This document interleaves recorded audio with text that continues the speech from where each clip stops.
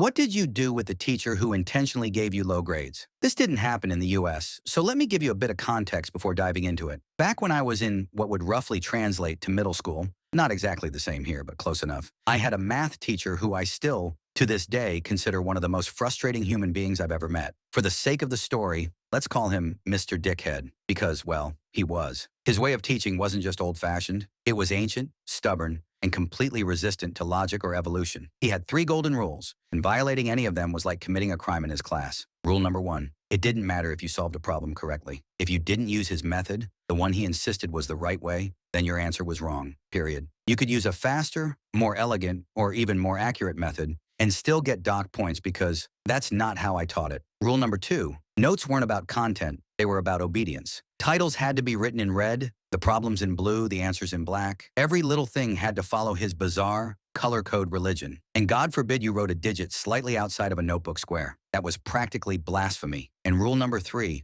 show every single step. It didn't matter if the step was trivial, like writing 2 plus 2 equals 4. If you skipped it because, you're a human with a functioning brain and you don't need to spell out basic arithmetic, you'd lose points. I was never the most organized student when it came to taking notes. My notebooks were messy, but they made sense to me. I wrote in a way I could understand later, and it worked. Every test I took, I nailed almost every problem. Sure, maybe I missed 1 or 2 during the whole year. Nobody's perfect. But overall, I was solid at math. But none of that mattered to Mr. Dickhead. He started slicing away points for the most ridiculous reasons. Not using his preferred method, not writing in his sacred colors, not expanding on calculations that any normal person could do in their head. It didn't matter that my answers were correct. To him, what mattered was that I hadn't done it his way. And so at the end of the school year, the last year of middle school, mind you, Mr. Dickhead failed me. It wasn't about my understanding of math. It wasn't even about my performance. It was about his ego and his obsession with control. And because of that, my entire future was suddenly thrown off course. When I say his decision screwed up my future,